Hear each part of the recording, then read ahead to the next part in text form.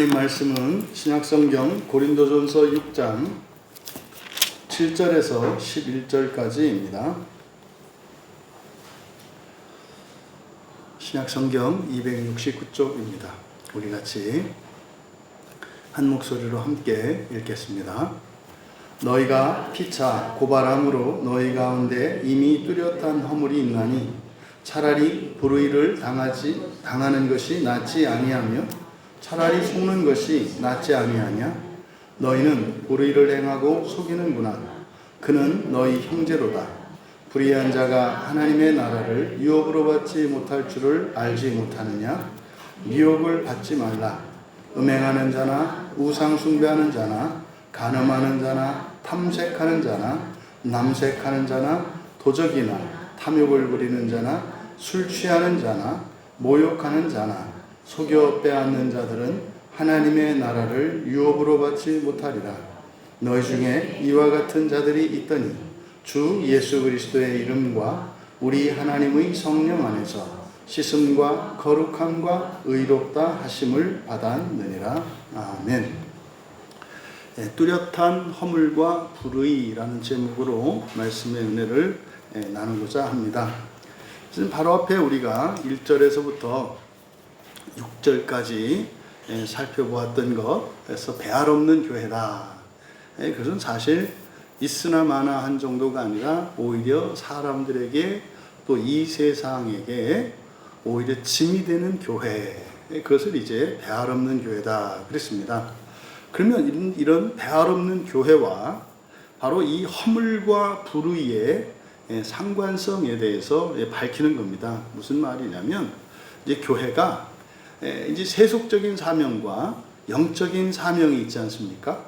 그것을 내려놓은 그런 세속화된 교회가 신자들 개개인에 대해서 미치는 영향에 대한 말씀이다 이 말이에요. 그래서 우리가 성경을 지켜내는 것만큼 우리가 교회의 순결과 거룩성을 지켜내는 것은 단지 교회만을 위한 것이 아니라 또 그리스도인들만을 위한 것이 아니라 이 세상에 속한 모든 사람들에게 절대적으로 필요한 것임을 우리가 깨닫게 합니다. 오늘 우리가 읽은 이 말씀은 하나님 자녀 간에 일어나는 이 소송 사건, 이것은 불의하다는 확실한 증거라는 거예요. 불의하다는. 그리고 이것은 개인적인 뿐만 아니라 공동체적인 것임을 밝힙니다. 무슨 말이냐면 하나의 교회에 어떤 교인 간에 이런 소송 사건이 있다면 그것은 그 당사자만의 문제가 아니라 교회 전체의 문제라는 거예요. 그러면 한 사람으로 인해 교회 전체가 불의하게 되는데, 그러면 그 공동체적인 불의는 그 교회 안에 속한 모든 신자에게 악 영향을 끼쳐서 그들로 하여금 내면에 감추어졌던 죄를 드러내게 한다는 거예요. 여러분, 바울 사도께서는 이 공동체의 악을 회복하기 위해서 바로 신자들 개개인의 본성의 변화가 필요하며 또 그 본성의 변화를 위해 공동체의 불의로 말미암아 신자들 안에 있는 이런 죄, 내면에 있는 죄들을 드러나게 하시고 그리스도께서 십자가에서 죽으시고 성령께서 신자들의 마음 가운데 오셔서 그들로 하여금 회개하게 하시고 본성을 바꿔서 교회 공동체의 불의를 의롭게 하신다는 거예요. 좀 복잡하실 수가 있는데 이게 놀라운 구원의 섭리입니다. 그러니까요, 한 개인, 두 당사자 간에 어떤 소송이 있어요. 그러면 그것은 두 사람, 개인의 문제만이 아니라 이것은 뭐다? 그 교회가 온전하지 않다는 증거다 이 말이에요.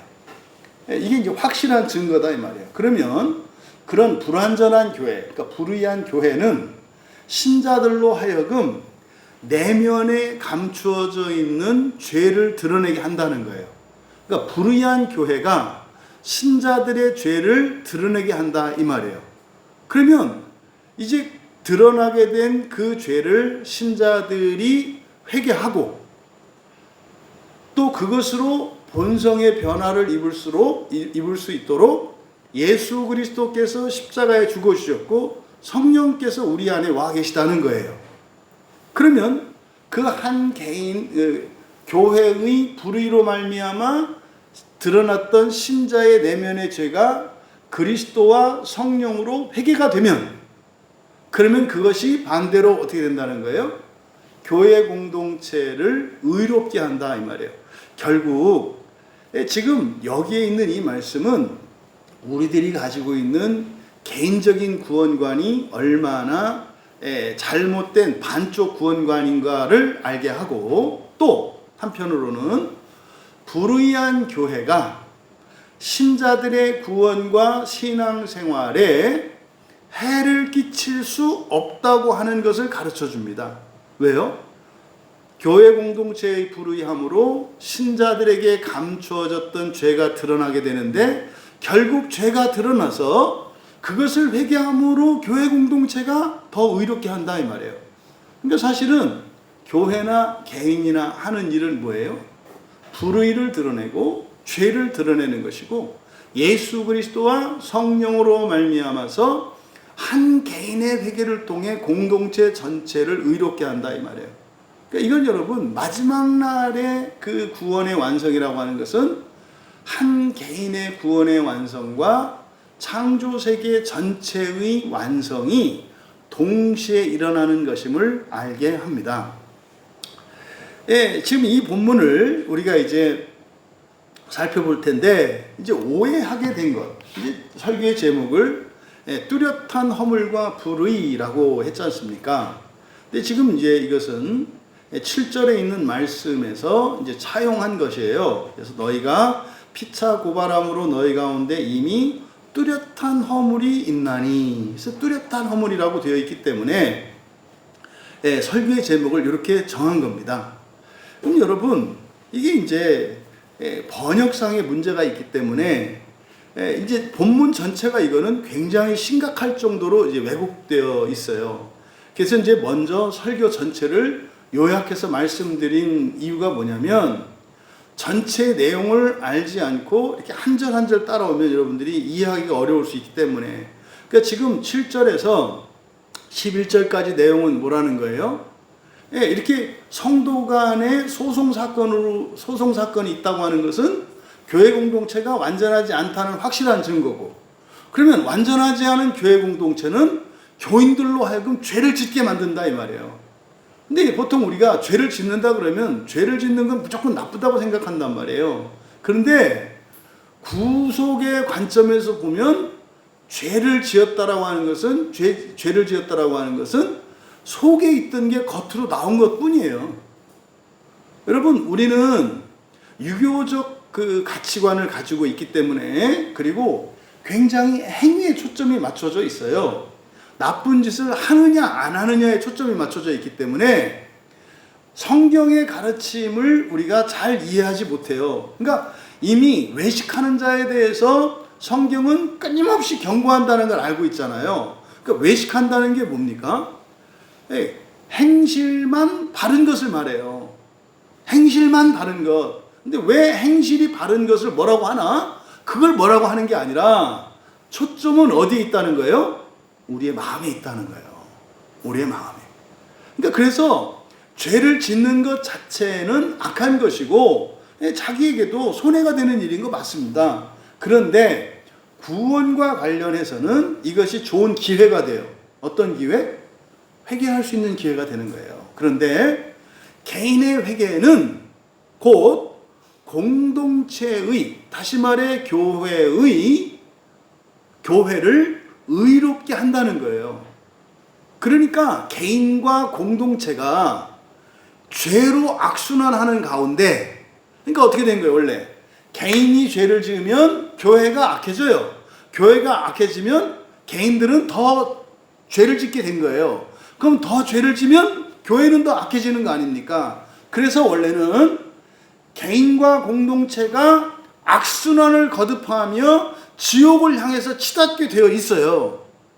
이것을 끊어내신 것이 예수 그리스도의 십자가 사건이고, 그러니까 예수 그리스도의 십자가는 이렇게 악순환을 하면서 멸망을 향해 지옥으로 치달을 수밖에 없는 것을 중단시키신 거예요. 예수님의 십자가로. 그리고 나서 중단된 상태에서 다시 숨고르기를 하는 거예요. 방향을 돌이킬 것인지 그대로 갈 것인지. 그러니까 그동안 우리가 놓쳤던 것이, 성경에서는 예수 그리스도라고 하는 보혜사와 성령이라고 하는 두 보혜사, 성자 하나님과 성령 하나님이 우리를 도우셔야만 온전한 구원에 이를 수 있다는 것을 가르쳐 주는데, 그동안은 예수 그리스도의 사역에만 집중을 하는 바람에 성령의 사역과 성령 사역의 그 유익을 누리지 못했다는 거예요. 그러니까요, 이렇게 추락하던 비행기를 멈추어 세운 것이 예수 그리스도의 십자가의 사건이에요. 그래서 멈추어 세우고 막 떨어지던 거를 딱 멈추신 거예요, 비행기를. 그리고 어떻게 한 거예요? 고장난 엔진을 고쳐주시고 그 안에 부서진 거를 다 바로 세워주신 거예요. 그리고 어떻게 해요? 자, 내가 하나 둘 셋 하면 논다. 그리고 나서 하나 둘 셋 하면 그때 우리는 어떻게 된 거예요? 비상하는 독수리처럼 날아올라야 되잖아요. 아니면 날아오르지 않으면 어떻게 돼요? 이제는 추락할 때는 고장났지만 예수님께서 십자가로 하나님의 의를 주셔서 고쳐주셨다고요. 그러니까 여기서 이제 어떻게 할 수 있는 거예요? 이제 정상 비행을 할 수 있도록 치고 올라갈 수 있다고요. 근데 결코 쉽지 않다는 거 아시죠? 이 방향이 이미 땅을 향해 있기 때문에 이렇게 독수리처럼 날아올 수 있다 이 말이에요. 그 일을 하기 위해서 예수님이 고쳐주셨고, 두 번째 성령께서 우리 힘으로 할 수 없으니까 바람을 불어서 비행기를 날아오르게 하실 수 있는 거예요. 근데 우리는 뭐만 생각했다 그동안? 예수 그리스도께서 멈춰주신 것만 생각했다. 끝났다고 생각을 했다. 그러니까 개인도 교회도 역사 속에서 변하는 게 없어.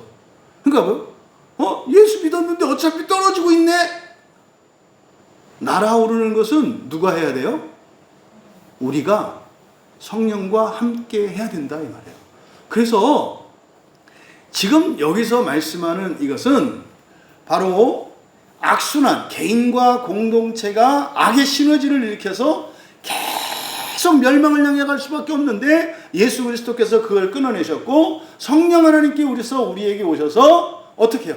이제는 반대로 날아올라 하나님 나라에 갈 수 있게 하셨다는 거예요. 이게 지금 전체 설교 내용의 핵심이에요. 그런데 왜 이 본문을 보면 도대체 그런 내용이 안 보이는가? 그 시작이 뚜렷한이라고 하는 이 단어 때문에 그래요. 여기서 뚜렷한 허물이라고 그렇게 번역을 했는데, 뚜렷한이라고 번역한 이 단어가 홀로스라는 말이에요. 그러니까 영어에 WHOL이 홀이라고 하잖아요. 홀 그러면 전체라는 뜻이잖아요. 그 단어의 어근이 되는 거예요. 이 뚜렷한이 홀로스입니다. 홀로스. 그러니까 홀로스니까 뭡니까? 전체적으로예요. 전체적으로. 그러니까 전체적으로. 여기서 이제 허물이라고 번역을 했는데, 우리가 이제 성경에서 죄를 말씀할 때 두 가지로 우리가 구분해서 써요. 그렇죠? 허물은 뭡니까? 자기가 아직 깨닫지 못한 죄. 하지만 하나님도 알고 주변 사람들도 아는 죄. 이걸 허물이라고 한다 이 말이에요. 그러니까 그 허물은 본인에게는 전혀 문제가 되지 않는 거예요. 그러니까 그것을 그 사람에게 허물을 가지고 질책하거나 비난해서는 안 되는 거예요. 이 허물은 뭡니까? 태어날 때부터 가지고 있는 몸의 장애 같은 거예요. 그러니까 한쪽 다리가 10cm 짧게 태어났어요. 제가 예를 들어서. 절뚝발이로 쩔뚝쩔뚝 걸어갈 거 아닙니까? 그거는 이 사람이 뭘 잘못하거나 문제가 있는 게 아니에요. 왜? 날 때 그렇게 났으니까. 이게 허물이거든요. 그래서 이 허물이라는 말은 우리의 존재 안에 내재되어 있는 그 죄를 말하기 때문에 사실 허물이라고 번역하기보다는 뭐 이 단어가 성경에 두 번밖에 또 쓰이지 않거든요. 그래서 이거를 이제 결함이라고 하는 것이 좋겠다. 그럼 이때 결함이라고 하는 것은 교회 공동체의 결함을 말해요. 그러니까 허물은 누구의 숨겨진 죄예요? 신자들 개개인들의 내면에 감추어진 그 죄를 허물이라고 하고, 여기서 이제 허물이라고 번역한 이 헤테마라고 하는 이 단어는 결함이라는 단어예요. 그러니까 이게 불의의 개념입니다. 완전하지 않다 이 말이에요. 그래서 뚜렷한이라고 번역한 홀로스가 원래는 어떤 뜻이다? 전체적으로 라는 뜻이다. 그리고 우리말 성경은 그러므로 라고 하는 접속사를 이제 풀어서 번역을 해놨어요. 그래서 너희가 피차 고발함으로 이렇게 되어 있거든요. 그러니까 너희가 피차 고발함으로 라고 하는 이것은 바로 앞에 있는 6절의 내용을 말하는 거예요.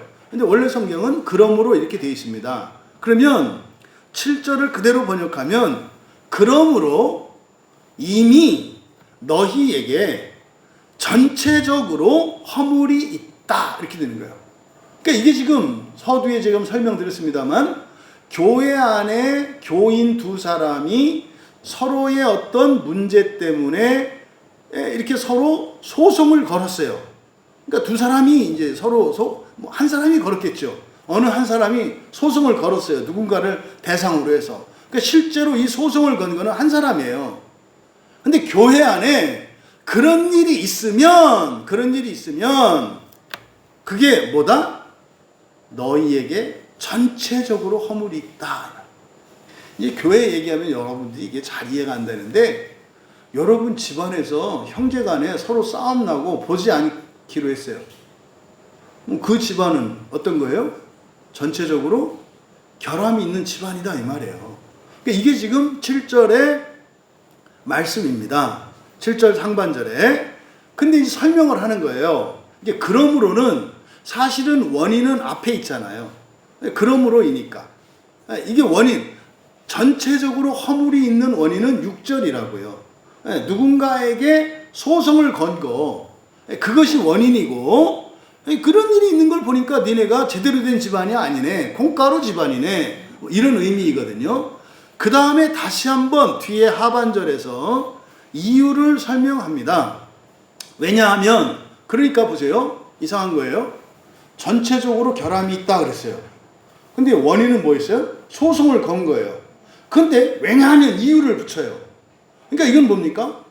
원인과, 그러니까 그렇게 했다고 해서 이게 교회가 결함이 있는 건 아니다라는 얘기예요.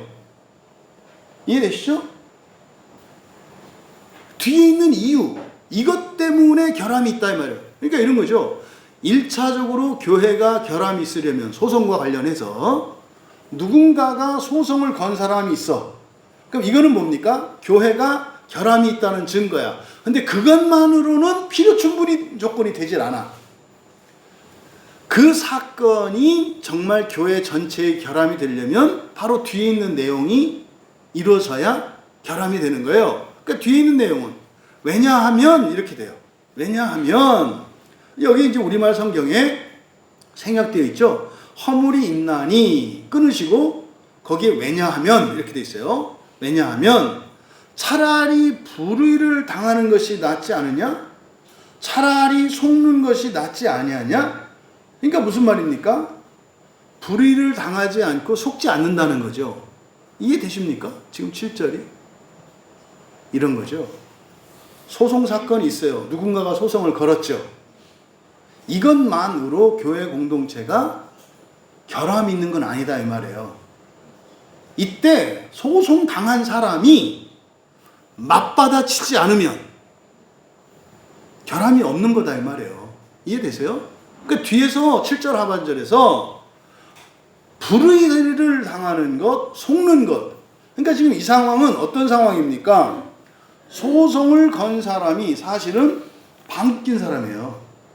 방구는 지가 껴놓고 딴 사람이 방구를 껴가지고 냄새가 난다고 소송을 걸었다는 거예요.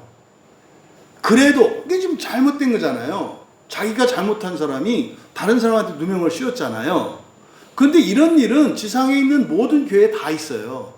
근데 그렇다고 해서 이게 결함이 있는 건 아니다. 그러니까 지상에서 결함이 없다는 것은 모든 게 완벽한 게 아니에요. 문제가 될 때 결함이 있는 거다 이 말이에요. 근데 지금 고린도 교회는 어떻다는 거예요? 누가 소송을 걸었다고 해서 같이 어떻게 해요? 맞받아 쳤다 이 말이에요. 이게 지금 7절의 설명입니다. 그럼 여러분 왜 이런 일이 일어날까? 이건 사실은 이 교회 안에 가치가 전도된 증거예요. 여기서 가치가 전도됐다라고 하는 것은 여러분 교회에서 최고의 가치는 뭡니까?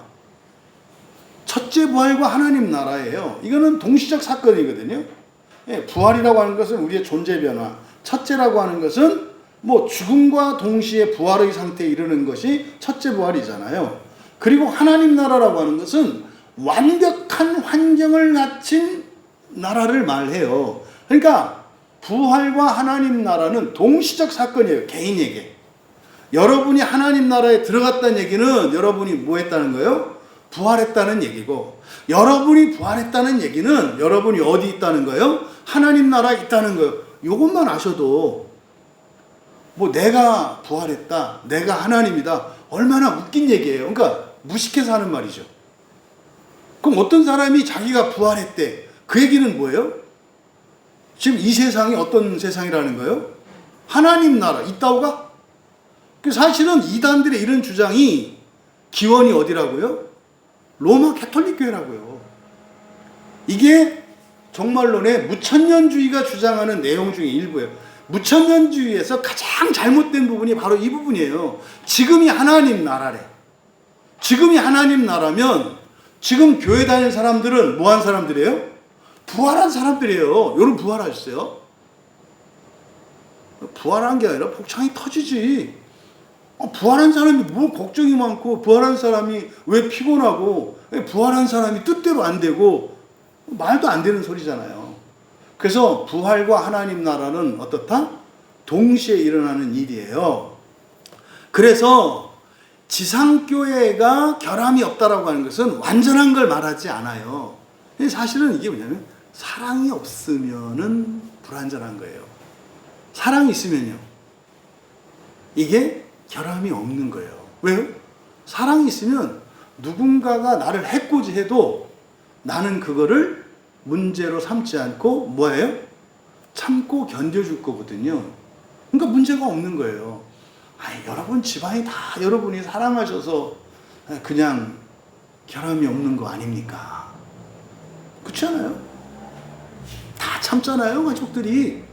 그래서 어제와 똑같은 오늘도 무사히 우리 가족이 가족으로 남아있는 거지. 뭐 때문에? 사랑 때문이에요. 사랑 때문에. 이게 바로 지금 7절에서 말씀하는 바. 근데 이제 왜 그러면 결함이 있는 겁니까? 참지 않으니까. 그렇죠? 참지 않으니까. 그래서 하반절에 있는 말씀, 하반절에 왜냐하면 이렇게 된다고 그랬죠. 오히려 불의를 당하시 너희가 소송을 하기 때문이다. 서로 간에 소송을 하기 때문이다. 그러니까 한 사람만 소송을 하는 게 아니라 맞받아치기 때문이다 이 말이에요. 이것도 이제 뭡니까? 짝소리도 손바닥도 이렇게요 마주쳐야 된다는 이거죠. 그러니까 혼자 아무리 분탕질을 일으키고 혼자 아무리 죄를 짓는다고 해서 그런 사람이 교회 안에 있다고 해서 그 교회가 결함이 있는 교회는 아니다. 그 사람의 결함으로 인해서 맞받아치면서 또 다른 결함이, 이게 뭐예요? 악순환으로 갈 때 악의 시너지가 되는 게 결함이 있는 거죠. 이해되시죠? 그러니까 바로 이걸 말하는 거예요. 그래서 서로 간에 누군가가 소송을 한 것이 원인입니다만, 그것이 교회의 불완전함, 결함에 대한 원인입니다만, 사실은 그런 일이 있으면 무조건 결함이 있는 것은 아니다. 그러니까요, 맞받아치지만 않으면 문제가 아니다 이 말이에요. 차라리 그러니까 그러니까 맞받아치지 않으면 교회 공동체가 결함이 있는 교회가 아닌 온전한 교회가 되겠네요. 그렇잖아요. 그래서 하반절에서 뭐라고 이야기하는 거예요? 차라리 불의를 당하는 것이 낫지 않냐? 차라리 속는 것이 낫지 않냐? 여러분, 쉽지 않은 문제예요. 지금 어떤 개인이 누군가에게 소송을 당했어요. 억울하게. 그런데요, 아니, 처음에는 막 말로 하고, 뭐, 교인들한테 막 거짓말하고, 뒷담하고, 헛소문 퍼뜨리고, 그냥 참았단 말이에요. 예? 아, 뭐, 집사님이 누가 그러는데, 뭐, 집사님 뭐 이렇게 했다며? 막 얘기를 하는 거예요. 그러니까 되도 않는 얘기를 하는 거예요. 전에 들었죠? 그래도 어떻게 했어요? 아유, 지금 뭐, 귀신 들렸나 보다. 뭐, 이렇게 하고, 이제 거짓 감정 때문에 그래. 이렇게 하면 참고 살았단 말이에요. 이제 암만 얘기를 해도, 이제, 그래도 꿋꿋이 지켰다고요. 이게 시간이 지나면 성령께서 저 집사님의 마음을 주장하시면 자기가 저지른 짓이 얼마나 부끄럽고 얼마나 악한 일인지 깨닫고 언젠가는 오해를 풀겠지 기다리고 있었다고요. 이 기다리는 용의가 있었다니까요. 근데 덜컥 집으로 뭐예요? 검찰청에서 나오라고 딱 통보가 온 거예요. 이게 뭐야? 이게 보니까 그 교회 집사네? 그랬더니 누가 고소 고발 사건이 있으니까 오셔서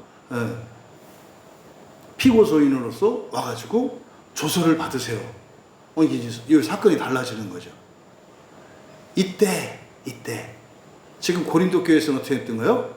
처음부터 뒤집어진 게 아니라 참다 이건 해도 넘어가고 당장 이게 법적인 문제가 되니까 어떻게 한 거예요?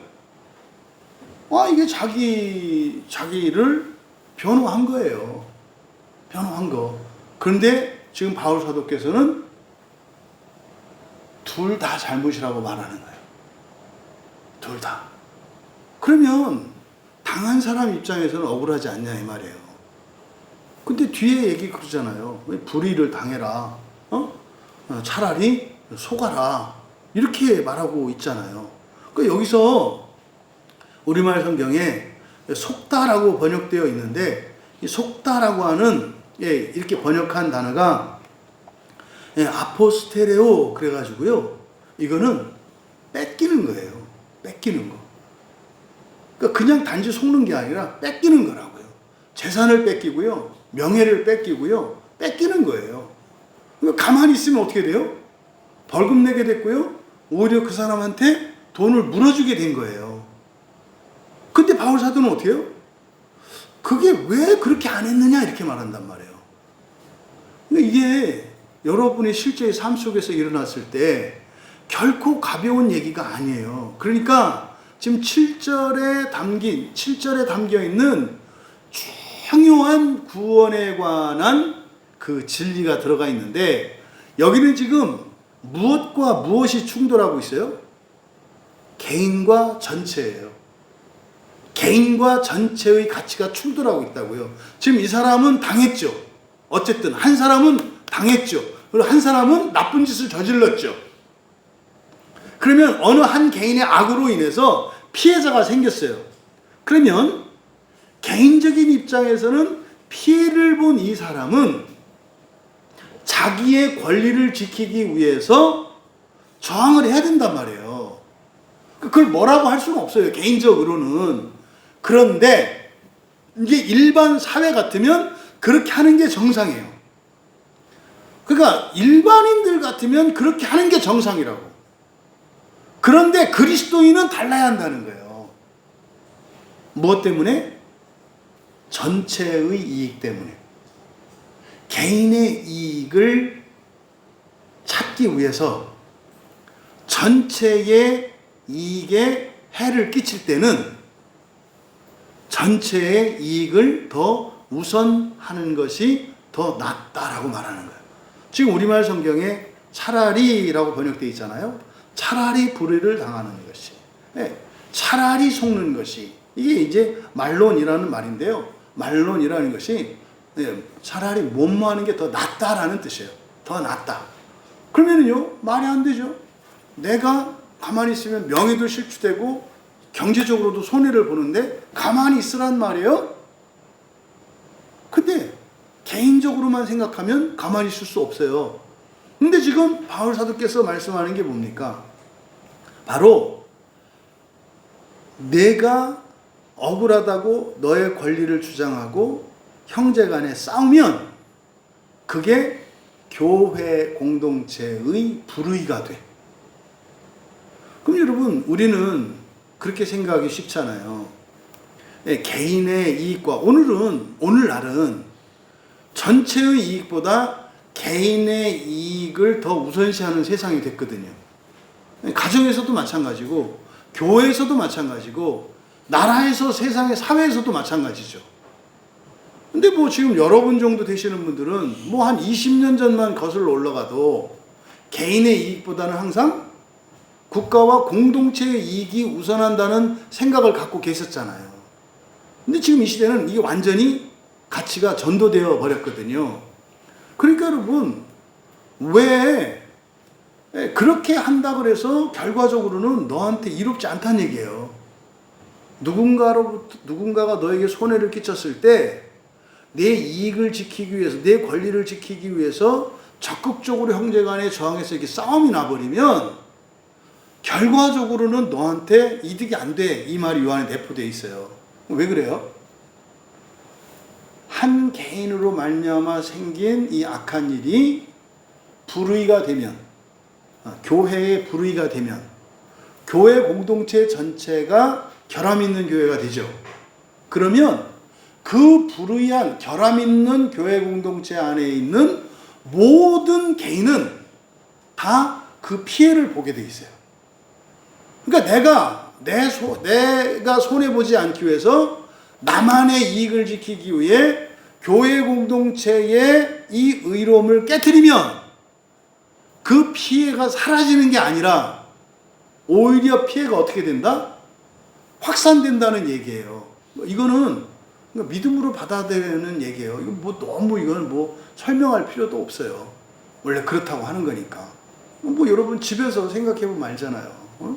끝까지 저만 생각하는 어떤 아주 극단적인 저만 생각하는 어떤 누가 있어. 가족 구성원 가운데. 그래서 이 사람 한 사람 때문에 온 가족이 눈치를 보면서 살아. 그 사람도 행복하지 않아요. 그죠? 처음에는 내 뜻대로 하니까 되는 것 같아. 근데요, 소외되거든요. 다 눈치 보니까. 다 소외되거든요. 그러면 자기가 원하는 무엇인가는 지켰을지 몰라도 더 큰 것을 점점 잃어버리게 되죠. 나중에는 가정 전체가 사실은 불행해져요. 이것을 지금 7절에서 말씀을 한 겁니다. 근데 8절에는 이건 뭐 설상가상으로 너희는 불의를 행하고 속이는구나. 그러니까 불의를 당하지 않고 뺏기지 않는다는 거예요. 왜 안 해? 근데 너희는 오히려 그러나 너희는 불의를 행하고 뺏는구나. 게다가 이게 지금 누구를 상대로 하는 거예요? 형제를 상대로 한다 이 말이에요. 형제로 상대하는구나. 이게 지금 오늘날 교회, 오늘날 가정의 모양이에요. 이게 지금 2000년 전에 있었던 고린도 교회 상황인데 이게 고스란히 오늘날 우리들에게 있거든요. 보세요, 여러분. 부부관계에서 요즘에 부부들이 얼마나 심하게 다퉈요. 그러면요, 부부가 다투는 가정이야. 그럼 그 가정은 어떤 가정이에요? 결함이 있는 가정이에요. 그러니까 1차적으로는 사고치고 잘못하는 사람 때문이겠지. 그런데 그 사고치는 사람이 있다고 해서 그 가정에 결함이 있는 건 아니다 이 말이에요. 근데 우리는 어떻게 생각해요? 너 때문에 결함이 있다고 생각하죠. 근데 성경은 그렇게 말하지 않아요. 결함이 있는 사람을 끝까지 참아주지 않을 때 비로소 결함이 있다는 거예요. 그러면요, 나 죽으란 얘기예요. 거기 그럴 때 여러분들이 어떻게 하셔야 된다? 알아채셔야 한다고. 너희들이 버티고 견디면 하나님이 뭐 하시겠다? 도우시겠다고 하는 약속을 여러분들이 알아채셔야 된다고. 그래. 어디 써 있어요? 그냥 아는 거요. 믿음으로 아는 거라고, 믿음으로. 근데요, 아니지. 이거는 악이잖아. 사회 악이고, 가정의 악이고, 이런 인간은 있어서는 안 되고 이거 버르장머리 고쳐놓지 않으면 우리 집이 폭망하게 생겼잖아. 그 생각이 너희 가정을 문제가 있는 결함이 있는 가정으로 만든다고 얘기를 하는 거예요. 응? 좀 당하면 좀 안 되니? 좀 뺏기면 좀 안 되니? 괄호치고 뭐가 생각돼 있어요? 내가 2배로 갚아주면 안 되니? 이렇게 읽히셔야 된다니까. 아니 조금만 너 당하면 2배로 읽히면 그러면 네가 아이고 가족을 위해서 큰 일을 한 게 되네. 그럼 그 인간도 아이고 그 바람에 집이 더 좋아졌네. 그러면 안 되니? 악한 것으로 선하게 바꾸시는 하나님의 창조의 방식으로 너희 가정을 회복시키면 안 되니? 이게 상상이 되셔야 된다니까. 그러니까 마음지행을 하시면 이런 것들이 읽혀져요. 성경에서 써있지 않지만. 그러나 너희는 안 믿어.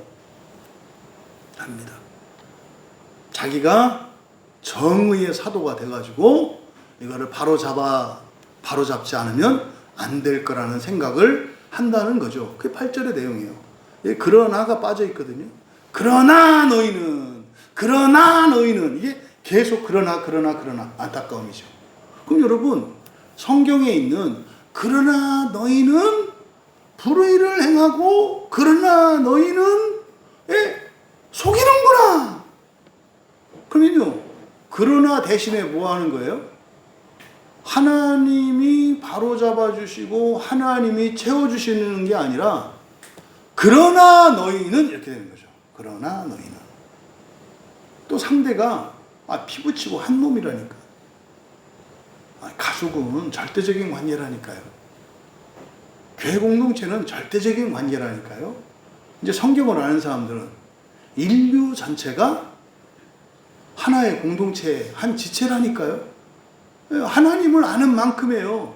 하나님이 우리들만의 하나님이야. 그 하나님은 성경에서 말하는 하나님이 아니라 뭐예요? 천사라니까요. 천사예요. 자기는 신이라고 하나님이라고 믿고 있지만 아니라니까. 하나님은 모두의 하나님 아니신가요? 그거 모르는 사람이 어디 있어요? 그럼 모두가 아닌가요? 그때 또 확 변하죠. 아니야. 이때 이제 갑자기 뭐예요? 천사 수준으로 딱 떨어지는 거지, 신관이. 그러니까 한 분 하나님을 섬기지 않아요, 사람들이. 그러니까 그럼 왜 이런 가치 전도가 일어날까? 그러니까 사실상 이런 일이 다시 말해 교회 안에 이런 일이 일어난다는 것은 사실은 어떤 증거라는 거예요? 가치가 전도된 증거라는 거예요. 가치가 전도된 증거. 그러면요, 왜 가치가 전도될까요? 선한 것과 악한 것, 좋은 것과 나쁜 것의 가치가 왜 뒤바뀌는 걸까요? 지금 좀 당하지. 무슨 말이에요?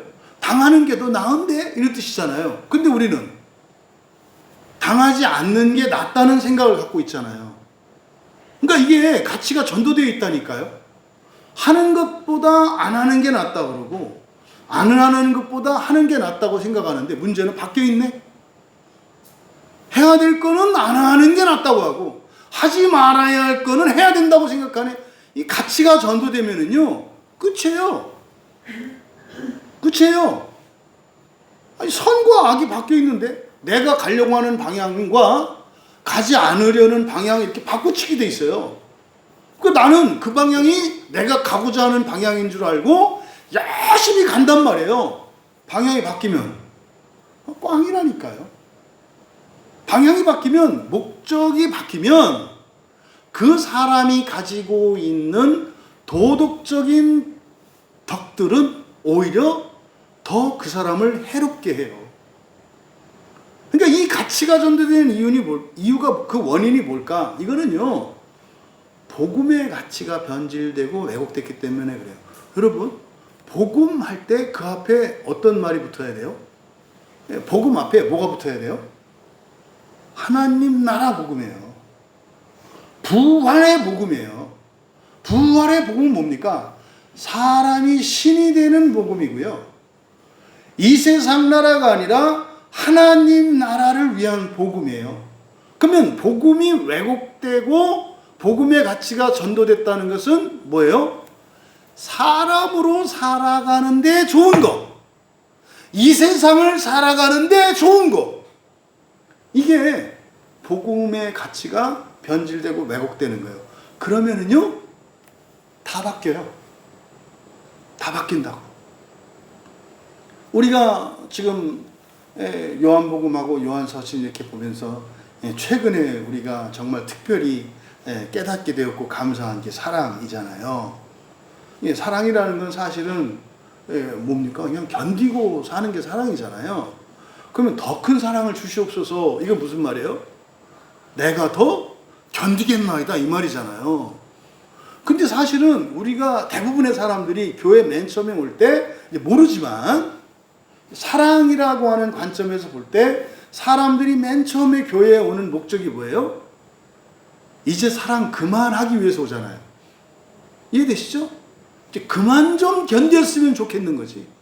그래서 온다고요. 근데 교회는 뭐 하는데요? 더 사랑하는 데라고. 그러니까 완전히 잘못 왔어. 그러니까 이제 그만 사랑하려면 절대로 교회 오면 안 되는 거지. 왜? 교회는 뭐 하는 것이니까? 더 사랑하게 하는 거니까. 그러니까 잘못하면 잘못하게 딱 교회 와서 이 복음이 뭔지 모르는 사람이 교회 와서 느끼는 건 뭐예요? 아차 해야 되는 거예요. 이거 혹대로 왔다가 혹 하나 더 붙였다. 이게 정상적인 사고예요. 하나님 나라와 부활을 믿지 않는 사람들은. 그러니까 여러분들이 그런 생각을 한다면 뭐 다른 게 문제가 아니라 뭐가 문제인 거예요? 하나님 나라와 부활을 믿지 않고 그것을 좋아하지 않는 거예요. 그러니까 사람들은 사랑하지 않으려고 왔는데 교회에서는 사랑하라고 하니 그거 좋아할 리가 있나요? 그러니까 이제 사랑이라고 말하니까 헷갈리지만 아주 더 이상 견딜 수가 없어서 이제 고생 좀 그만해달라고 왔는데 교회에서는 뭐하게 만드는 거예요? 더 고생하게 만든다는 거예요. 그거는 이제 시작에 불과해. 진짜 고생을 보여줄게. 네가 십자가에 못 박혀 죽게 될 거야. 미친놈들이죠. 누가 미친놈들이에요? 자신 있게 하자고. 우리가 누가 보기에, 세상이 보기에. 근데 진짜 미친 건 누구요? 세상이라니까요. 그러니까 여러분, 이 가치의 전도는요, 무서운 거예요. 무서운 거라고. 요즘 청소년 문제, 뭐 집에서 부모 자식 간에, 세대 간에, 이게 다 뭐, 가치가 전도돼서 그래요. 어느 게 더 큰 가치인지, 어느 게 더 작은 것인지, 이게 가치가 전도되어 있으니까, 그냥 망하기 위해서 그냥 막 가는 거죠. 근데 그 원인이 결국 뭐다? 복음의 가치의 전도라고. 여러분들이 예수님을 믿고 교회 나오시는 이유는요, 첫째 부활과 첫째 부활로 하나님 나라에 들어가기 위해서 오신 거거든요. 또 그걸 위해서 태어난 거고, 그걸 위해서 광야에 오신 거거든요. 그거 말고 다른 것은 오히려 여러분들에게 더 힘들게 하고 손해가 된 것처럼 느껴질 수 있어요. 근데 교회는 이 교회만 그런 게 아니라 모든 교회가 원래 그런 거예요. 근데요, 뭐 적지 않은 교회들이 바꿨죠. 이제 우리도 이제 그만 사랑하기로 했습니다. 그러니까 마음 편히 오시오. 이제 우리 그만 첫째 부활을 가기로 했습니다. 자, 마음 편히 오시오. 오셔서 먹고 마시고 진탕 노시다가 장렬하게 지옥 잠깐 갔다 옵시다. 이렇게 가는 거죠. 여러분, 여기서 개인과 전체의 문제, 그리고 하늘과 땅의 가치의 전도, 이것을 지금 7절과 8절에서 밝히고 있는 거예요. 그럼 여러분, 불의를 행하면서도 그것이 악한 줄 모르는 것은 개인의 이익만을, 그리고 이 세상의 편리함과 행복만을 위할 때 그런 일들이 점점 더해져 가는 거예요. 그러면요, 악은 마치 불꽃과 같아서요, 점점 기세가 더해져서 마치 마침내는 세상의 모든 사람들을 지옥으로 통째로 이끕니다. 그런데 개인적으로는 이해가 된다고요. 왜?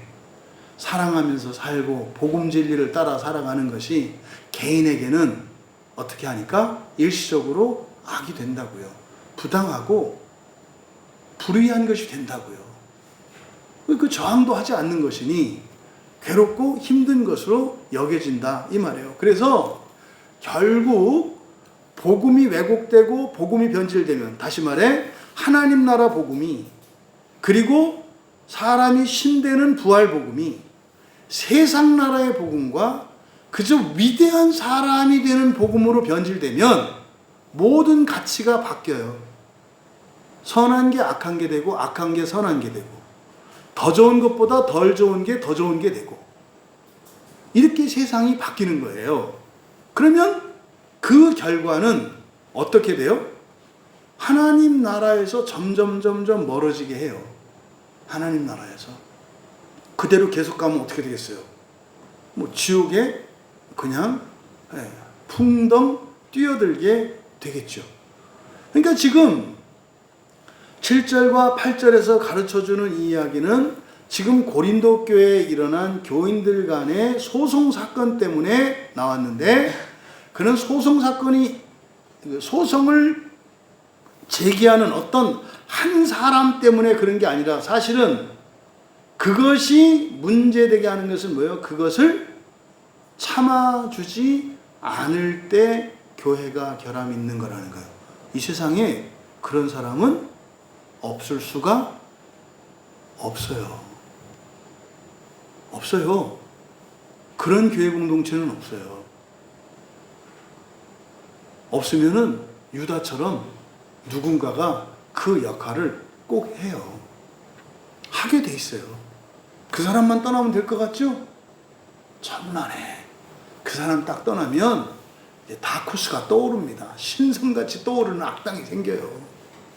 여러분들이 교회 이렇게 몇 군데 다녀보신 분들은 안다고.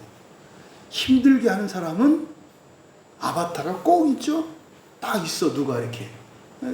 저도 이제 뭐 교회를 이렇게 보면은 뭐 한 번, 두 번, 세 번, 뭐 한 네 번, 다섯 번 정도 뭐 교회를 제가 이렇게 신앙생활을 해본 것 같아요. 신기한 건 옮길 때마다 내가 힘들어하는 사람은 순간 이동을 해서 얼굴만 바꿔갖고 거기 있다는 거. 항상 있는 거예요, 항상. 이 세상에. 그런데요, 그 사람이 문제가 아닌 거예요. 그 사람은 사실은 뭡니까? 이 세상의 정체성이에요. 근데 교회는 그거를 뭐 하는 겁니까? 그런 사람을 품어주는 것이죠. 당해주고, 믿어주고, 기다려주는 게 교회의 온전함이거든요. 그러니까 교회가 제 사명을 못해. 그러니까 교회는 완전한 사람들이 있는 곳이 아니에요. 그러니까 교회의 온전함이라고 하는 것은 어디에 있어요?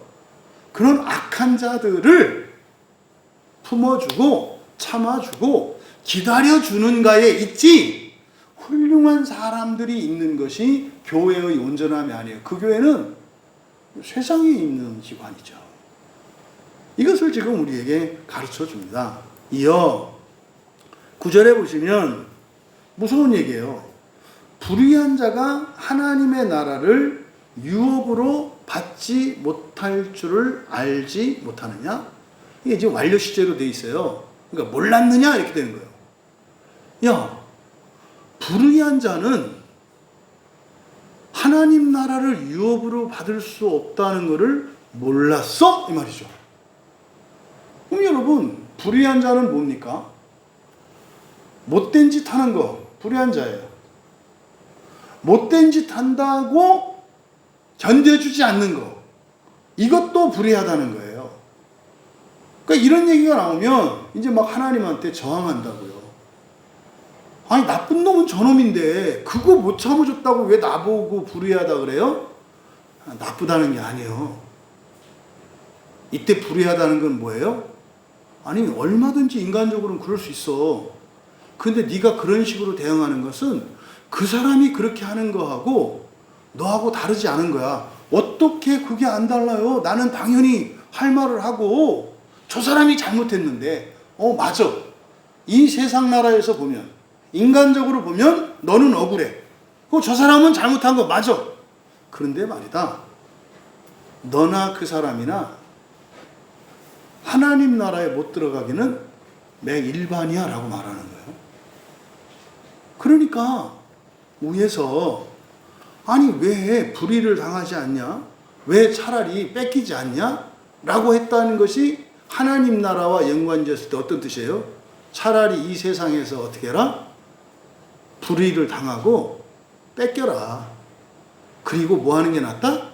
하나님 나라에 들어가는 게 낫다. 이건 예수님께서 산상수훈에서 가르쳐 주신 거잖아요.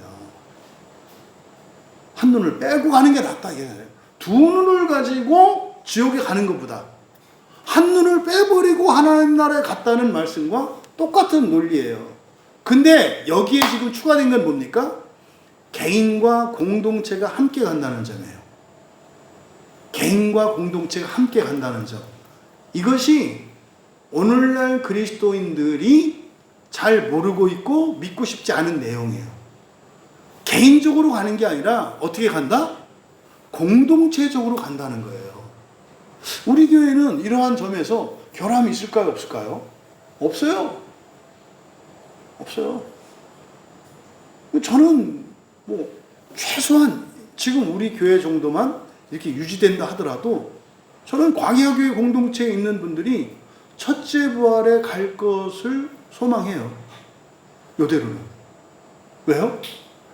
개인의 이런 부족함이나 이런 것들은 교회 공동체의 온전함으로 함께 가요. 사실은 이게 확장되면 어떻게 됩니까? 그리스도의 온전함으로 우리가 첫째 부활에 들어가는 거잖아요. 그러니까 여러분들이 교회 공동체를 선택하는 것은 굉장히 중요하다. 그러면 그 교회 공동체를 선택함에 있어서 무엇을 우선적인 기준으로 두어야 된다?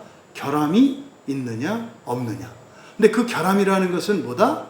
교회가 문제가 없고 교인들이 이렇게 아주 뛰어난 사람은 이것이 아니라 뭡니까? 악한 사람의 그 악을 견뎌주는가 하는 거예요. 악을 악으로 갚지 않고 그것을 기다려주고 그 사람을 하나님께서 회복시켜 주시고 바로잡아 주실 것을 믿고 소망하며 기다려주는가? 이것이 교회 공동체의 온전함과 결함을 나누는 기준이라는 거예요. 그럼 여러분들이 지금까지 신앙생활하면서 거쳤던 교회를 생각해 보시라고요. 그때 교회는 온전한 교회였구나. 또 이런 교회는 굉장히 내가 이상향으로 삼았었는데 오히려 결함 있는 교회였구나. 이거를 우리가 알 수 있다는 거죠. 여러분, 불의를 행하고서는 결코 하나님 나라를 유업으로 받지 못한다. 여기서 유업으로 받지 못한다는 게 무슨 뜻인지 아시죠? 실제로 여러분이 받는 거라고요. 이게 뭡니까? 이게 개혁주의에서 얘기하는 상급론이에요. 개혁주의에서 정확하게 말하지 못하는 그 상이라는 게 하늘에 있는 별이라고요.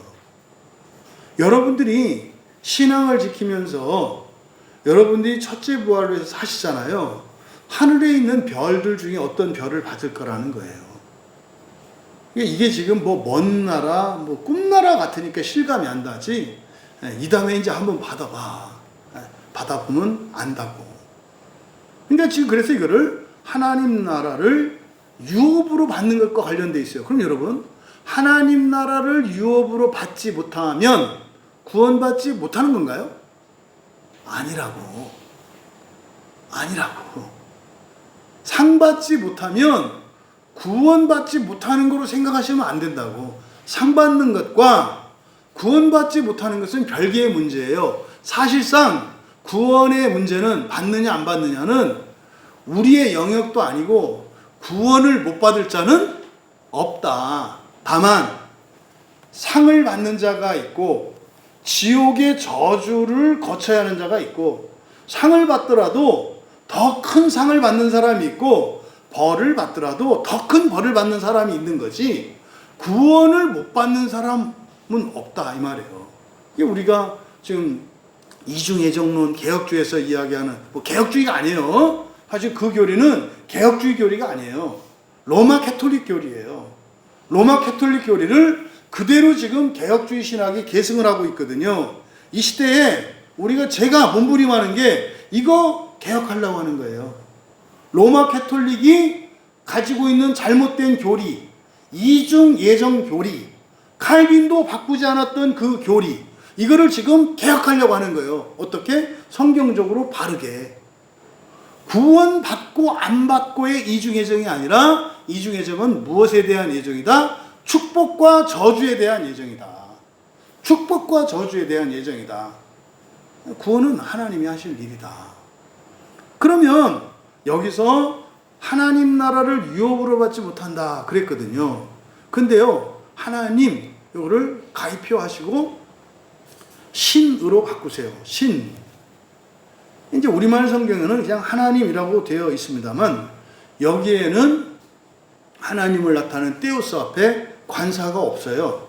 그러니까 우리가 말하는 하나님은 그 하나님이죠. 그래서 호 이렇게 해야 된다고요. 그 하나님이에요. 근데 여기는 관사가 없어요. 그러니까 여기서 말하는, 앞서서 말씀드린 것처럼 유업을 받지 못하는 그 나라는 누구의 나라예요? 신의 나라라고. 신의 나라. 사람의 나라가 아니고, 하나님이 통치하는 나라가 아니고, 이거는 신들이 사는 나라라고. 신의 나라. 성경에 하나님의 나라라고 할 때가 있고 신의 나라라고 할 때가 있어요. 하나님의 나라라고 할 때는 하나님의 절대 주권과 하나님의 영광을 나타내요. 근데 신의 나라 할 때는 초점과 무게중심이 누구에게로 와요? 부활한 신자에게로 오는 거예요. 그래서 그 하나님의 나라 할 때와 신의 나라 할 때, 이것은 지금 말씀하는 의도가 다르기 때문에 말한다고요. 그러니까 여기서 말하는 신의 나라의 바로 유업을 말한다. 여러분들이 부활해서 신이 된다는 것은요, 천사들을 부려서 말입니다. 가스덩어리로 되어 있잖아요, 해가. 그렇잖아요. 그거 여러분들이 거기에 땅도 만들고 다 만들 수 있다니까요. 원래 창세기 1장 보세요. 뭐 땅이 있었어요? 아니잖아요. 물하고 다 섞여 있었잖아요. 그 하나님이 딱 조물조물 해가지고, 물기 말려서 밀가루 꺼내가지고 반죽해서, 쫙 펴가지고 국수도 만들고 이렇게 하신 거 아니에요? 똑같아요. 하늘에 있는 모든 별이 지금 가스 덩어리냐, 아니면 저 다이아몬드로 된 별도 있다면서요. 다이아몬드로 된 별이냐, 아무 상관없다고요. 왜요? 천사들을 부리셔서 여러분들이 만들 거니까. 그 일을 하는 게 누구예요? 부활한 하나님의 자녀, 부활의 자녀로서 동등천사된 신이에요, 신. 그러니까 지금 9절에서 이 유업은 어떤 유업이다? 하나님의 통치 속으로 들어가고 이런 얘기가 아니에요. 신이 되어서 받는 상속, 유업, 땅을 말한다고요. 그러면서 이제 여기에 10가지 이제 가치가 전도된 자들이 저지르는 10가지 불의의 항목이 쫙 나와요. 그럼 여러분, 이 교회가 전적으로 7절에 전적으로 결함이 있다고 하는 확실한 증거다. 뭐예요? 그거는 이제 교회의 불의, 결함 있는 교회. 그러면 그것으로 인해서 어떻다? 모든 교인들이 뭐하게 된다? 불의를 행하게 되어 있다는 거예요. 모든 교인들이. 그럼 보세요. 이제 그 불의가 어떤 것들이 있는지 10가지라고요. 10가지는 또 이게 충만의 숫자잖아요. 그러니까 이게 10가지는 모든 것을 사실은 대표하는 것들이에요. 이것은 하나하나의 죄목이 아니라 모든 불의, 그러니까 사람이 가지고 있는 불완전함이 무엇인지를 얘기하는 거예요. 그럼 여기에 제시되어 있는 그 10가지, 이제 보면 그래서 미혹받지 말라. 이런 거 이제 미혹받지 말라니까 뒤에 나오는 이 10가지에 빠지지 말라는 거예요.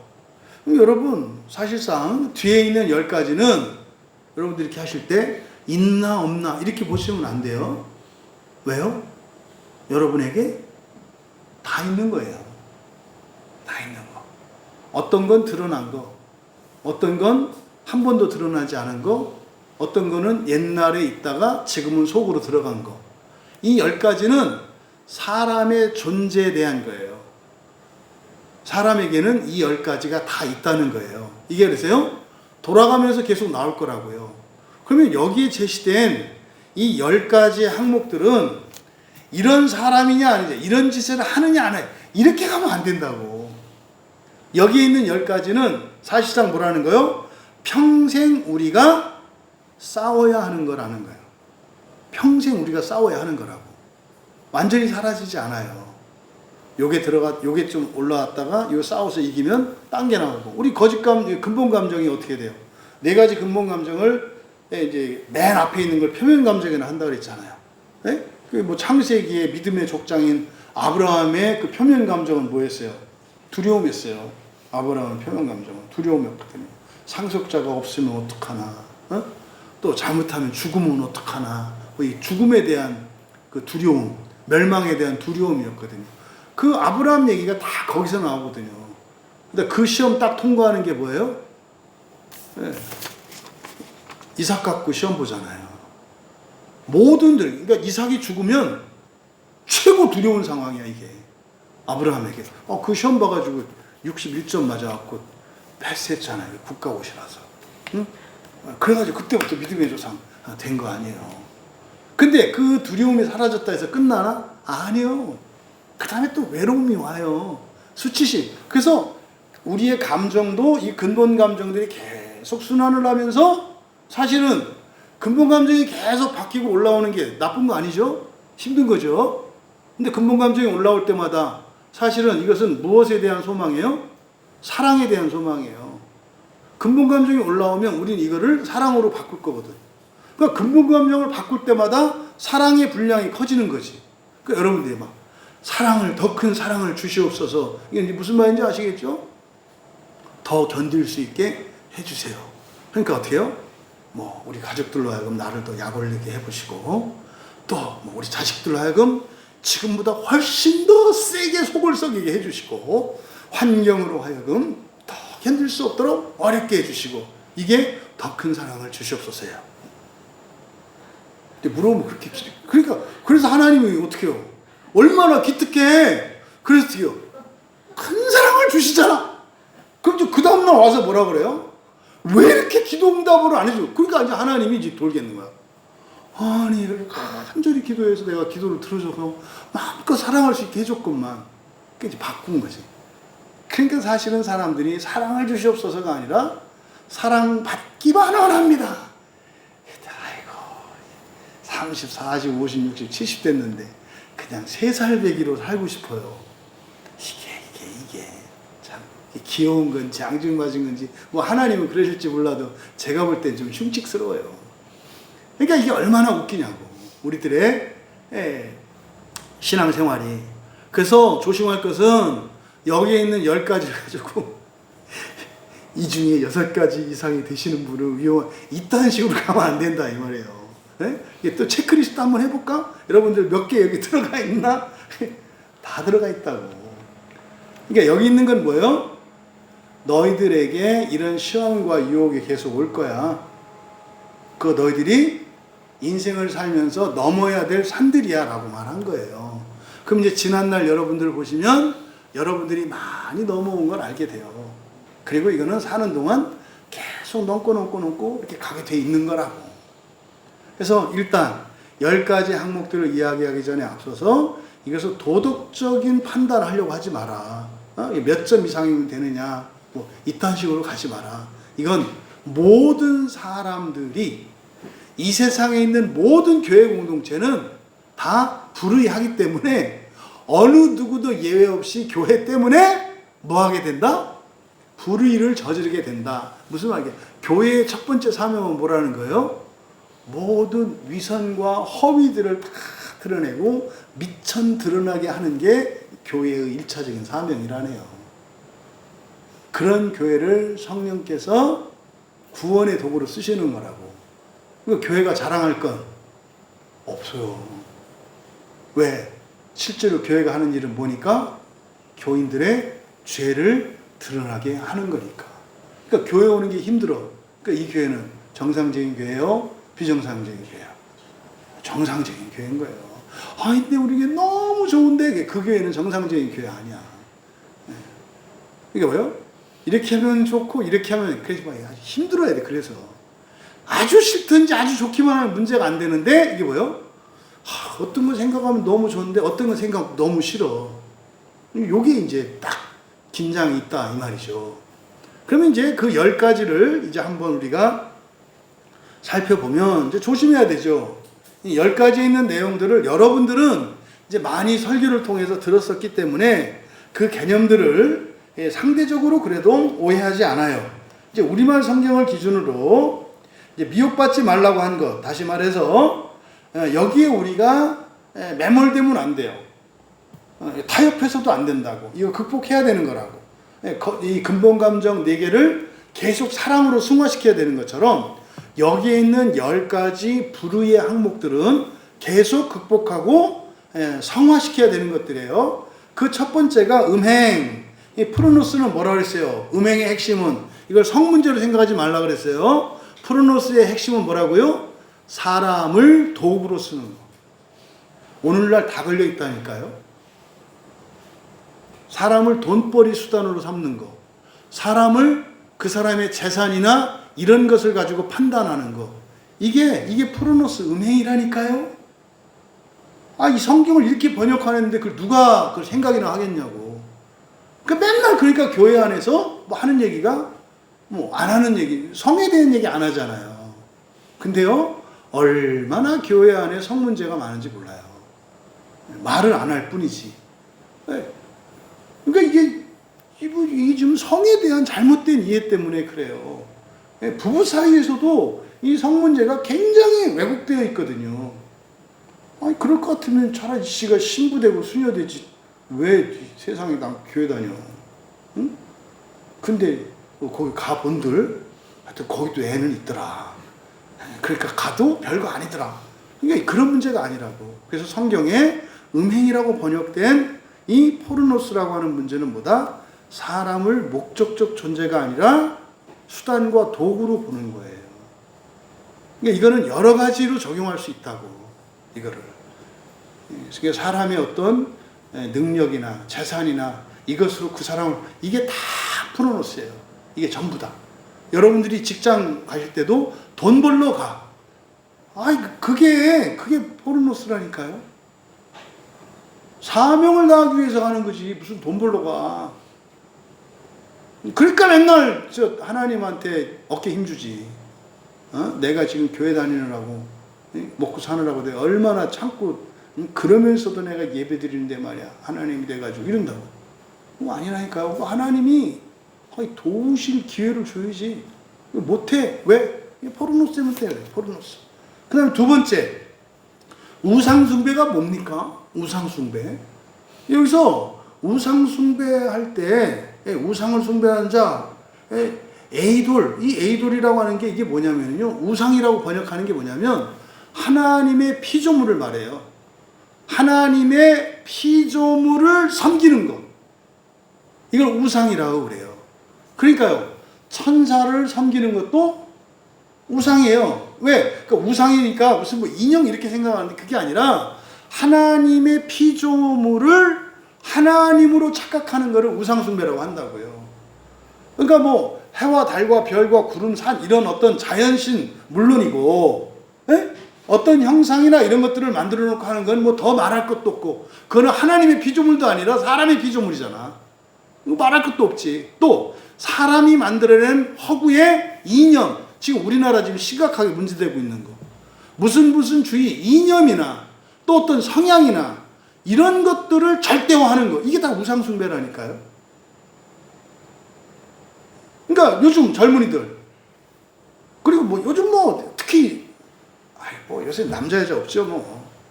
외모 막 지나치게 따지고 몸매 따지고 지가 모델할 것도 아니고 왜 뭐 그거 그렇게 한대? 아이 좀 배도 좀 넉넉하고 좀 뭐 이러면 어때? 그게 안 건강해요? 아 웃기지 마. 그 아무 상관없어요. 이 몸 그냥 몸이 안 이렇게 돼도 100살까지 잘 살고 혈압도 없고 잘 없어. 마르면은 뭐 웃기지 마. 마른 당뇨, 마른 혈압 더 많아. 이게 건강한 게 뭔데 당신이 말하는. 이게 다 뭐예요? 우상이야. 그래가지고요. 보세요. 온통 그 뭡니까 저 헬스클럽에다가 뭐 식품에다가 먹고 또 살 빼는 것도 뭐 그냥 뭐 먹기만 하면 뭐 7kg 빠지고 안 빠지면 전 재산 준다고 막 얘기를 하던데 아니 이게 다 뭐예요? 다 우상이라니까. 어떤 가치를 절대시하는 거. 그래서 우상 숭배를 아주 그냥 그 말도 안 되는 방식으로 이해하지 말라고. 그래서 우상할 때 이 우상은 뭐다? 하나님의 피조물이다. 근데 요즘은 우상도 아니고 그냥 사람이 만든 걸 절대화하는 세상이니까. 그래서 이 우상 숭배의 개념을 다른 종교 이딴 식으로 생각하지 마라. 응? 그러니까 하나님 아닌 다른 것을 목적으로 삼고 절대시 삼는 거. 그럼 보세요. 교회 안에 우상 숭배는 뭘까요? 예수를 목적으로 하지 않으면 다 우상 숭배예요. 예수님을 목적으로 하지 않으면 다 우상 숭배라니까요. 하나님 자녀되는 신되는 부활을 목적으로 하지 않으면 우상 숭배라니까요.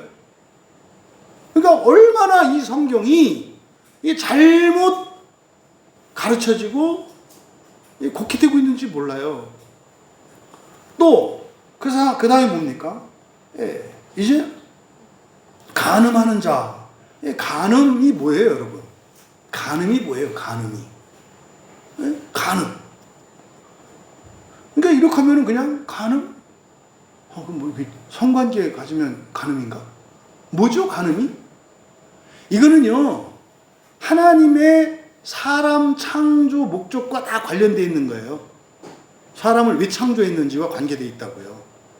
그러면은요, 여기서 간음이라고 하는 것은 말입니다. 이게 사실은 가정의 순결을 깨는 거예요. 이제 여기서 간음하는 자는 남성이거든요. 이 모이코스는 뭐 어차피 그 짝이 있으니까 뭐 남자 여사지. 근데 이 간음한다라고 할 때 이 간음한다고 하는 것은 뭐냐면 남편이 있는 여자와 성관계를 갖는 걸 말해요.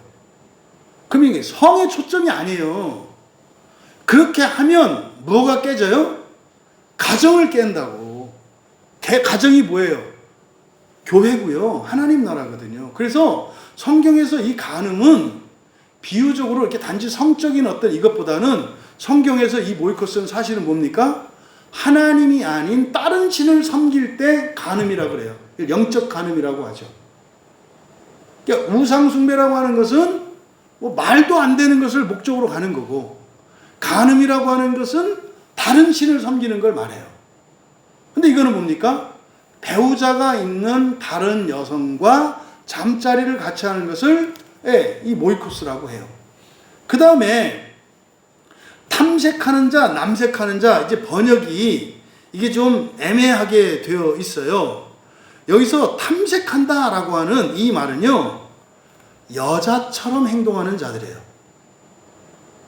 그러면요, 여자가 여자처럼 행동하면 자연스러운 거죠. 그러니까 이건 누구를 가리키는 거겠어요? 남자가 여자처럼 행동하는 거예요. 이거를 탐색한다고 번역을 해놨고, 이거를 이제 동성애 문제로 해놓으니까 번역을 완전히 틀리게 해놨어요. 사실 헬라어의 이 뜻은 여기서 탐색한다 대라고 있는 이 말라코스라고 하는 이거는요, 남자가 여자처럼 행동하는 걸 말해요. 이거는 성 문제만이 아니에요. 제가 지금 그랬죠? 우리 저 막내 고등학교 때부터 그랬어. 중학교 때부터 졸업식 할 때 그 교실 가보니까 애들이 다 탐색하더라고. 남자애들이 다 여자애 같아. 뭐 앞에서 되게 난 충격받았어요. 그 졸업장을 선생님이 나눠주는 누구 부르는데 남자애들 이러고 나와요. 이렇게. 이게 탐색하는 자야. 이렇게. 그럼 이제 기대하세요. 이제 뒤에는 뭐가 나올지. 이게 바로 뒤에 남색하는 자 이렇게 번역되어 있잖아요. 이거는 남자스러운 거예요. 보니까 여자애들은 막 딱 일어나고 남자를 툭툭 치고 막, 그럼 남자애들은 이러고 여자애들은 이러고 나가더라고. 이게 단순히 동성애만을 가리키는 게 아니라 뭘 가리키는 거예요? 여러분이 태어나기를 남성성, 여성성을 갖고 태어나잖아요. 남자와 여자지만 남자는 남성성을 기본으로 해요. 여자는 여성성을 기본으로 해요. 그러니까 타고난 성을 인정을 해야 돼. 그리고 나서 평생 여자는 여자로스럽게 살고 남자는 남자로서, 아니요, 성경은 그렇게 말하지 않아요. 여자로 태어나서 일단 갖춰야 될 건 뭐예요? 여성성을 갖추는 거야. 여자다워지는 거고 여자의 도리를 알아야 돼. 그 위에 뭘 가져야 돼요? 남성성. 그러니까 뭡니까? 주권이죠. 사실은 남자 여자라고 하는 것은 능력과 주권이라고 그랬죠. 그러니까 타고나는 본성이 있어요. 그것을 부정하고 바꾸는 거, 이거는 여기서 말하는 거예요. 이게 나는 그냥 남자로 태어났는데 여자스럽게 살고 싶어요. 여러분, 이 세상에 사람은 어떻게 돼요? 남자스럽고 여자스러워야 된다고. 동시에 능력과 주권을 다 갖춰야 된다고. 그런데 하나님의 창조 섭리 자체를 부정하는 거, 이거를 탐색하는 자, 남색하는 자.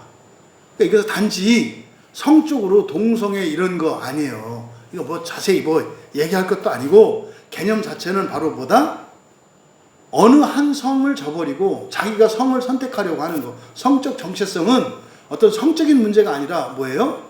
남자의 강인함, 여자의 부드러움 다 갖춰야 한다 이 말이에요. 모든 사람이. 그러니까요, 남자답기만 한 사람, 여자답기만 한 사람, 이것도 성경에서 가르치는 바가 아니에요. 나이가 먹어가고 신앙과 인격이 원만해지면 어떻게 해요? 완전한 그리스도 돼야 되죠. 하나님은요, 남성과 여성을 다 가지세요. 하나님 아버지라고 할 때 아버지는 사실은 우리의 용어로는 뭐라 해야 된다 했어요? 부모님이라고 해야 된다고요. 하나님 부모님이라고 해야 된다고. 그러니까 하나님 아버지가 계시고 하나님 어머니. 그러니까 성경을 조금만 알아도 정말 웃기는 얘기라니까. 그러니까 하나님 어머니가 있고 하나님 아버지가 있대. 그거 하나님 아니지. 그 자체를 지금 여기서 탐색, 남색이라고 하는 말로 그것을 불의라고 한다 이 말이에요. 그러니까요, 나는 평생 여자처럼 아이고 이렇게 살라는 사람들이 있어. 하나님 나라 못 간다고요. 하나님 나라 못 받는다고요. 나는 뭐 아프지도 않고 막 이거 감정도 없고 이런 줄 알아. 이것도 하나님 나라 못 받는다니까. 아주 감성적으로 센서티브해야 되고 민감해야 되고 의지적으로 굳건해야 되고 흔들림이 없어야 되고, 하지만 때에 따라서는 어떻게 돼요? 세상에 부드러운 사람이 되고 때로는 세상에 굳건한 사람이 되고, 모두가 그렇게 돼야 된다고. 이게 성경이 가르치는 바예요.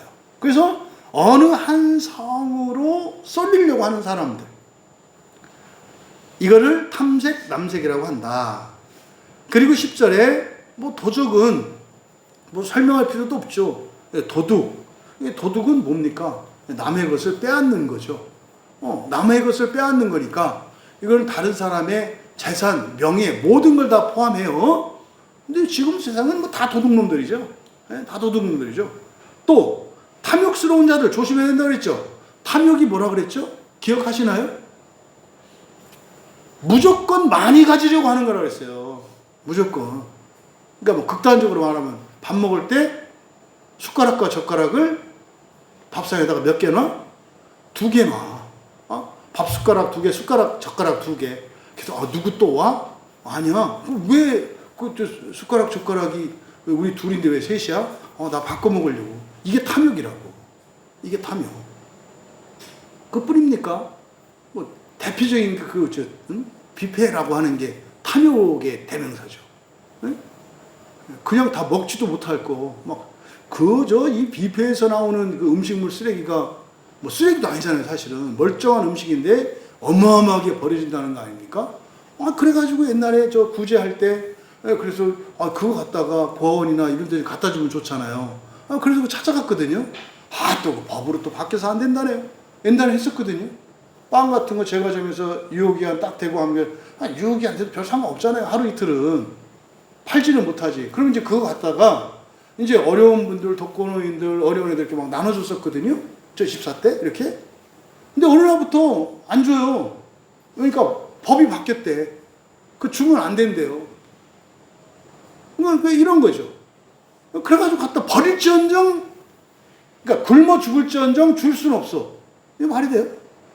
이런 게 다 탐욕이라고. 그래서 탐욕은 무조건 많이 가지려고 하는 거. 여러분들이 정말 조심해야 된다니까요.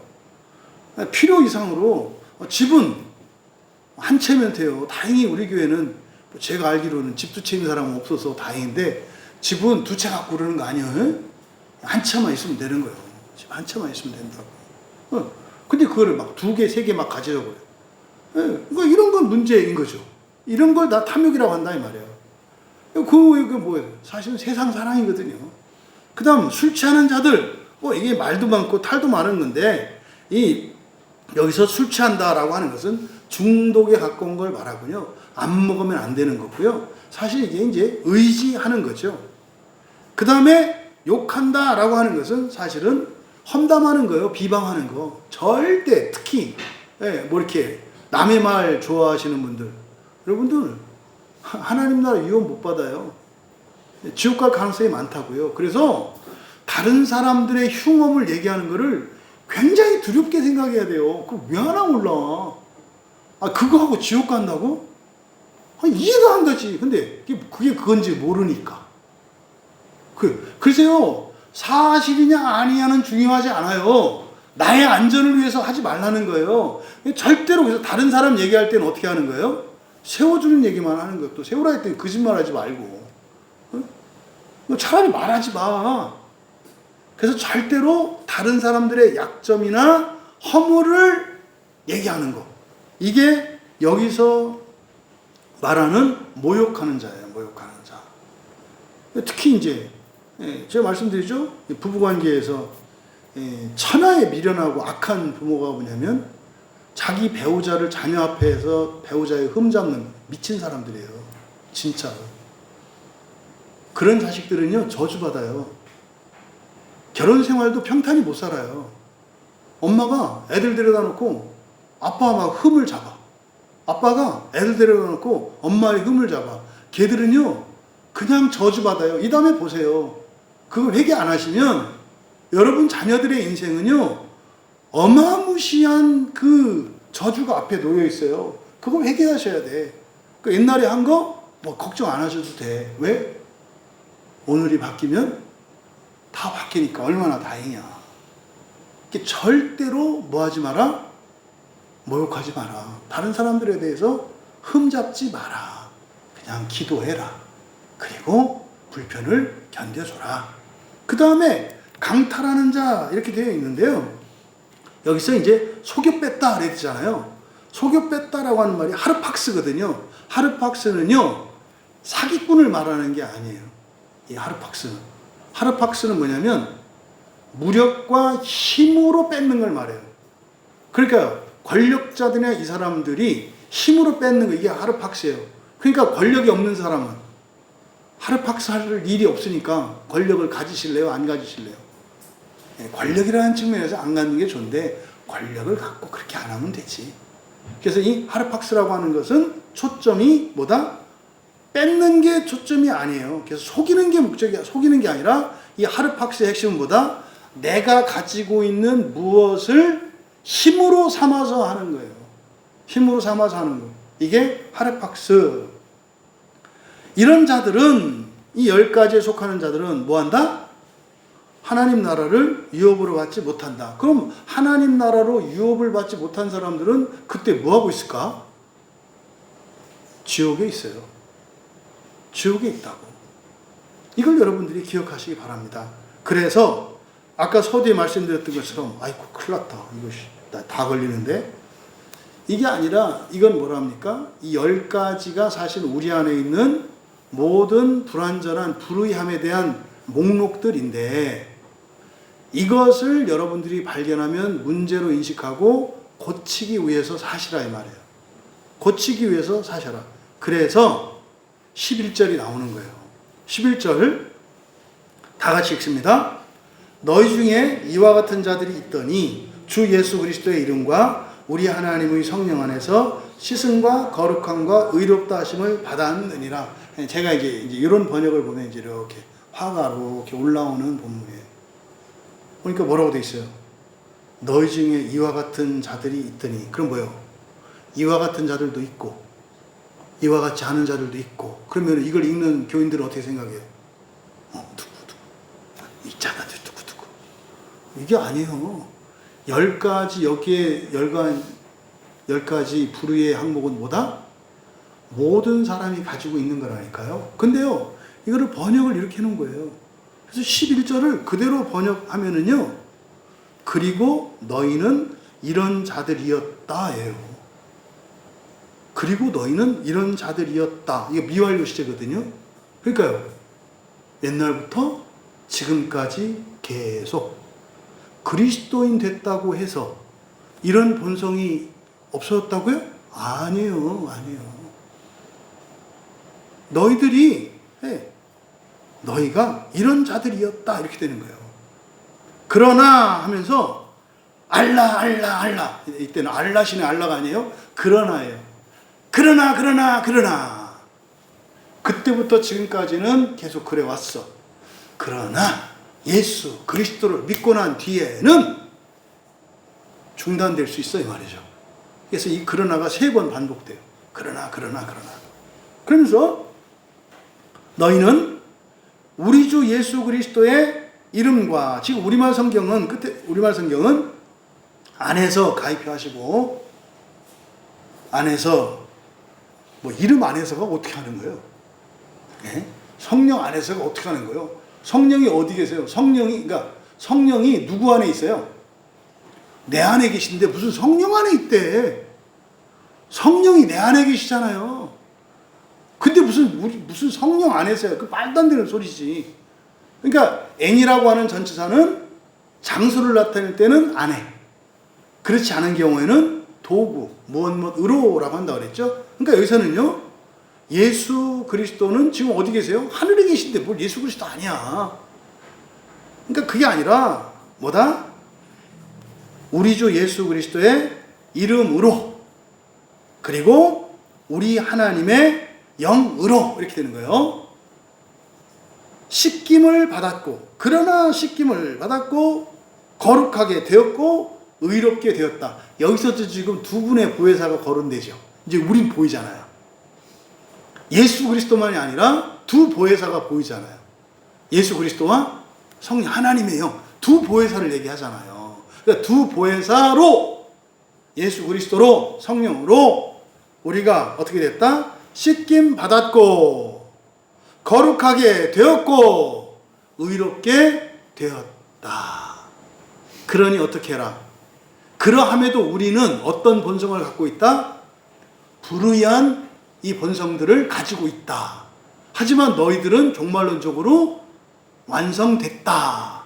그러니까 힘내라, 싸워라, 이길 수 있다. 반드시 도우실 것이다. 여러분, 지금 이 말씀은요, 사실 바울 사도께서 말하고자 핵심은 교회 때문에 너희들이 해를 입는 일은 없어. 일시적으로 교회 때문에 너희들이 고통을 겪을 수는 있어. 그런데 그것이 유익이 돼. 어떤 유익? 내 안에 감추어져 있던 죄들을 드러나게 해. 그러면 말이다, 그것으로 너희들의 본성을 변화시켜, 회개해서.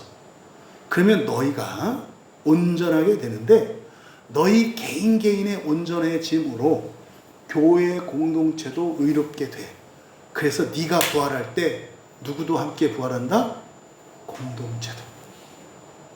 여러분, 여기서 주시는 이 놀라운 말씀, 여러분들이 교회라고 할 때 이것은 뭐 우리 광야교회만 말하는 게 아니죠. 여러분들이 예수님의 이름으로 두세 사람이 함께 모인 모든 것은 교회가 돼요. 여러분 가정도 있을 거예요. 결함이 있을 겁니다. 누군가가 힘들게 하는 사람이 있을 겁니다. 근데 그것 때문에 여러분의 가정이 결함이 있는 가정이 되지는 않아요. 설사 그런 사람이 있다 하더라도 누가 우리 가정을 온전한 가정으로 만들 수 있어요? 참고 견디는 그 사람. 쉽지 않습니다.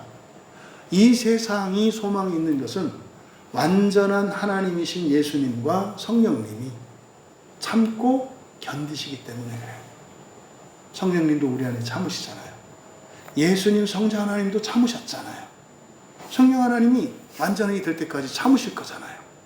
그렇게 하나님을 따라 이 세상 뚜렷한 그 허물과 불의가 있는 전체적으로 불의한 이 세상 속에서 여러분 안에 있는 죄를 발견하게 했을 때 여러분이 회개하는 그것으로 여러분 자신뿐만 아니라 온 세상을 변화시킬 수 있다고 하는 이 놀라운 말씀이 여러분들에게 의미가 되고 또 여러분들이 힘껏 살아갈 그런 의미가 되었기를 주님의 이름으로 축원합니다.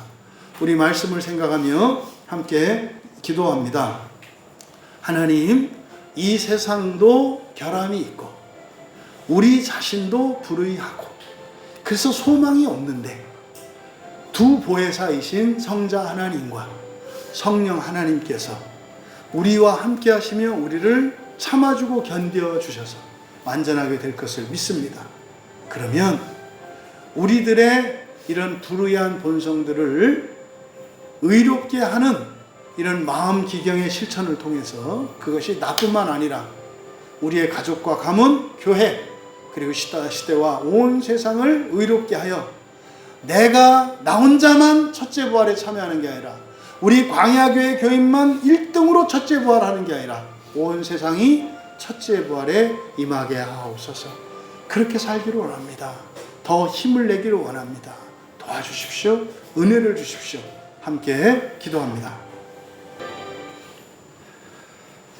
존귀하신 하나님 아버지, 온 세상이 온전하지 않으며 세상에 있는 모든 사람은 물론이요, 세상에 있는 모든 것이 결함이 있는 줄 믿습니다.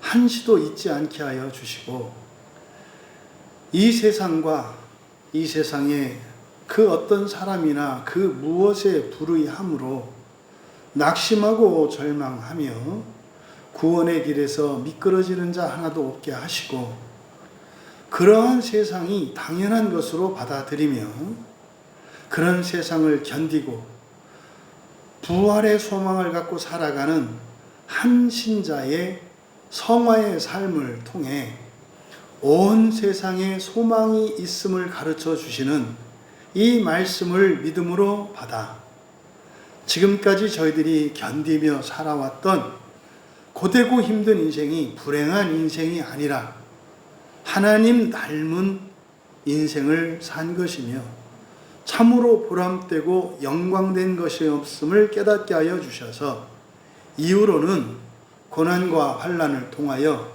또한 세상의 불의함과 악함으로 인하여 구원의 길에서 미끄러지지 않게 하시고 저희들의 마음의 평화가 깨어지지 않게 하옵소서.